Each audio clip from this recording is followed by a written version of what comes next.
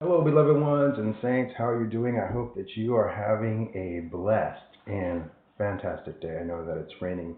I can't believe 2 weeks ago it was sunny outside, and we were in shorts and sweating in Jesus' name. But let me just get into this topic today and this word, beloved ones and saints. And today, the topic of this message is going to be casting out demons. Let me first start off with this the opening intro.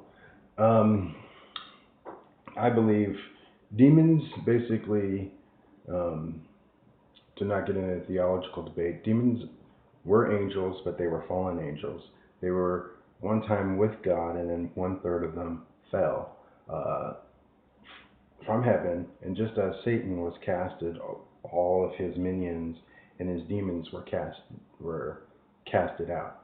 Now, the word cast is like when we say we're fishing, we're casting a line to go fishing, is really throw out or to put out or to get out. But it's even deeper than that. That's why I think they didn't use the word put out. But it's deeper than that. Think of it like this. Um,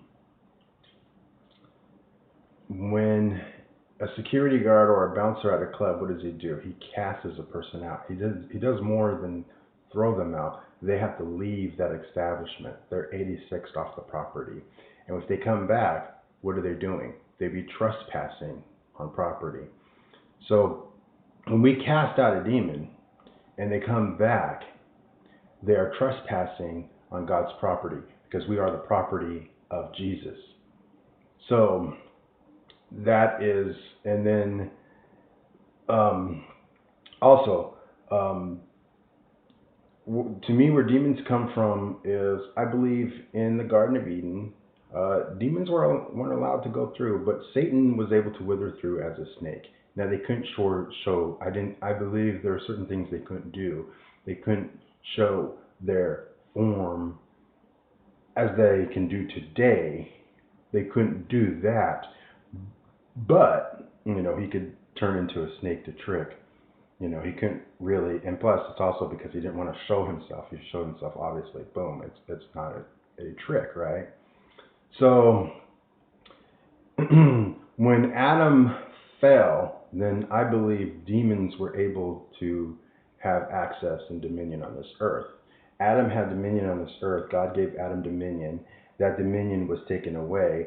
The demons and Satan and his legions had dominion on this earth.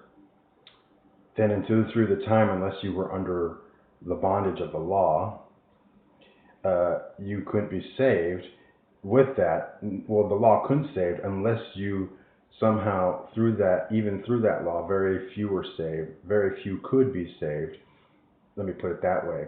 Under that law, but the law was just only as a flesh. It's not a spirit. But if you understand the pointing the way to Christ and the Messiah, Jesus Christ, understand as like the Old Testament prophets.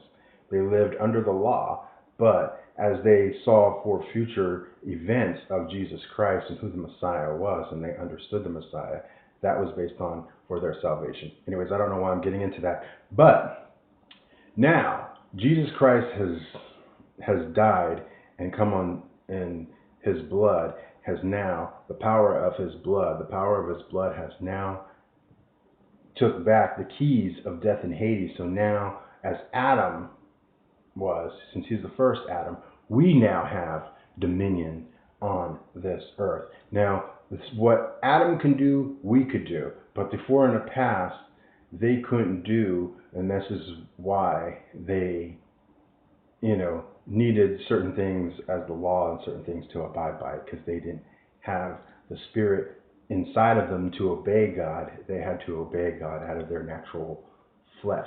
Well, the spirit was on them, but it wasn't inside of them. Let me just put it that way. So, in the prophets of old, the Spirit came upon them. And now the Spirit never came inside of them. In the New Testament, the Spirit comes inside of us, and when it lives inside of us, but when we prophesy, the Spirit becomes upon us, but it's always in us, even though the Spirit comes upon us. but that's another thing. But I'm getting into the casting out demons. Now, in the New Testament, let me start off with a few verses with Matthew. And it says right here, Matthew 10, verse 1.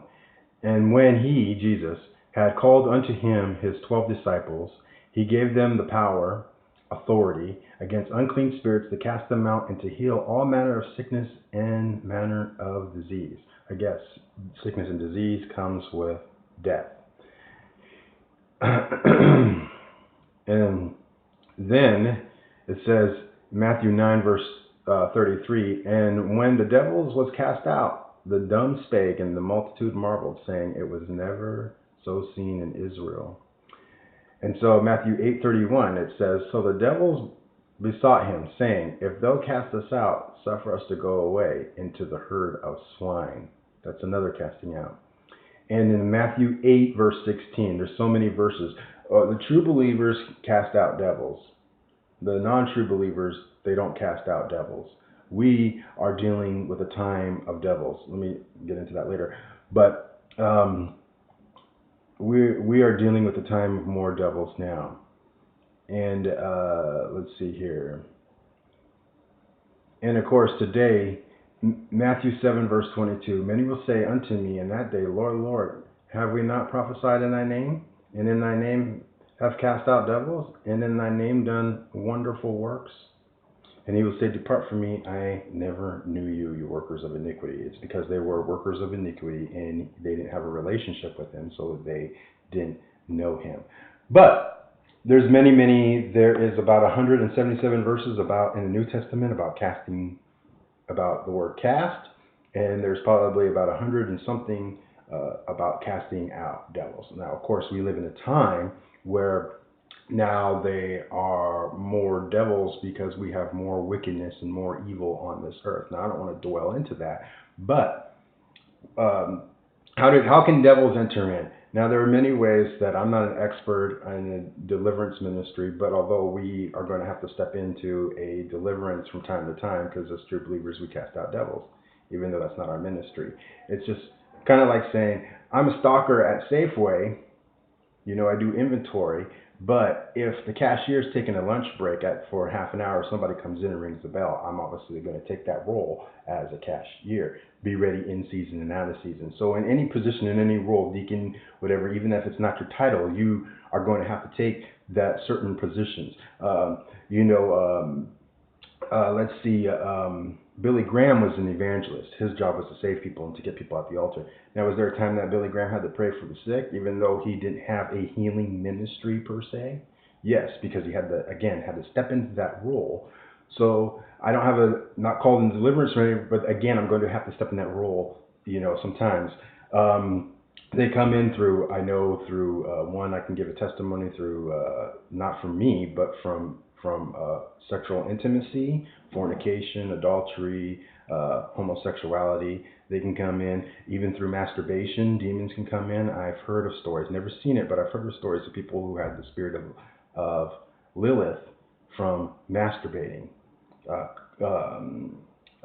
They can come in, now they're coming in through movies and television and radio and advertisement.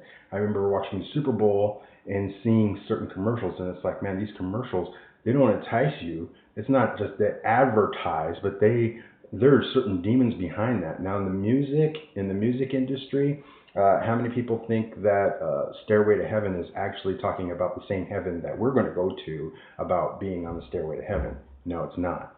How many people think that Welcome to the Hotel California is about being stuck because of heroin? That's what a lot of people think, but no, it's actually being stuck through the system in Hollywood of the Illuminati. That's another way that demons can come in. Watching Illuminati videos after Illuminati, there are certain witches that I'm not talking about Christian Illuminati that exposes the Illuminati. I'm talking about Illuminati videos to where there are certain spells where then it entices you and it's hypnotizing you to get into that, to get into those certain things. And why would you, if you're constantly doing that, it's not a good thing to do.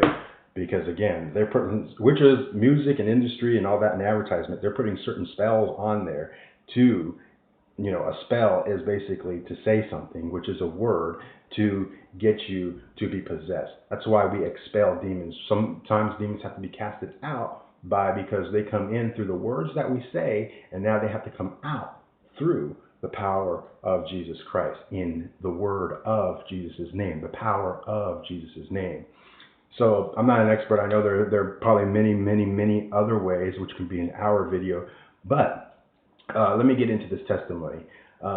There's binding and there's casting out.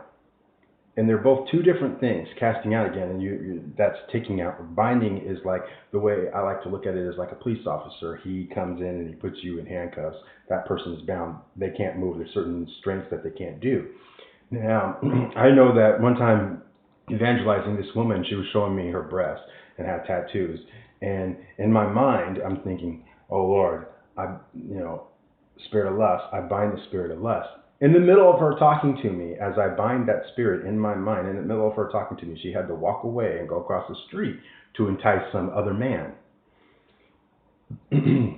Because I recognize the spirit. One, they get it pissed off. Two, I bind that spirit. Now that spirit has no power and control over me, no manipulation over me. So what's the point? So I'm just going to go off because it's a spirit thing to get me to be in contact with that thing sexually, so then I can contact that sexually transmitted demon, right? So that's what they do. And that's, the thing is, I don't like to use the word manifest. Manna means, what is it? We eat the manna. We eat the life bread, the bread. We are the bread of life. Christ, He is the bread of life, right? We have the bread of life in us. We know what it is, right? You ever see, the way I picture this, you ever see a criminal and they're in the middle of the act of a crime, and then all the lights, the cop lights come on, and then all of a sudden they manifest, or they act out in rebellion, because that's what they are, demons. They're rebellious, just as their father is, the devil, who's rebellious, the rebellious one. And they will act out, and sometimes act out even more when a cop shows up, because that's just who they are. They're criminals. And sometimes, and that's what, when the demon sees you, they're seeing Jesus, and when they see Jesus, they're in fear, because they don't know what their time is. Just like a criminal, he's in fear of a cop because he doesn't know what his time is to go to jail. He doesn't know when that cop is going to come in to arrest him, to get him, to put him into jail. Because there's going to be a time you commit the crime, there's going to be a time there's going to be a time you're going to go to jail. So, and that demon is the same thing. He knows hell is on its way, but he doesn't know what time it is, and so he's going to go there. But that's the thing that I want to talk about, casting out devils. My testimony of casting out devils. We as Christians, we're coming and we're headed to a time, I'm not prophesying, but I'm just saying, more through observations, we're coming to a time where we're going to have to deal with devils, casting out devils. There are other things that I've seen, I don't want to get into it, but where people have a false discernment, and that's another video, or they're casting out, or different things, and knowing our authority and our place and our position to cast out. I maybe do more videos on that in Jesus' name. But beloved ones, have a blessed and awesome day in Jesus' name. Cast out those devils.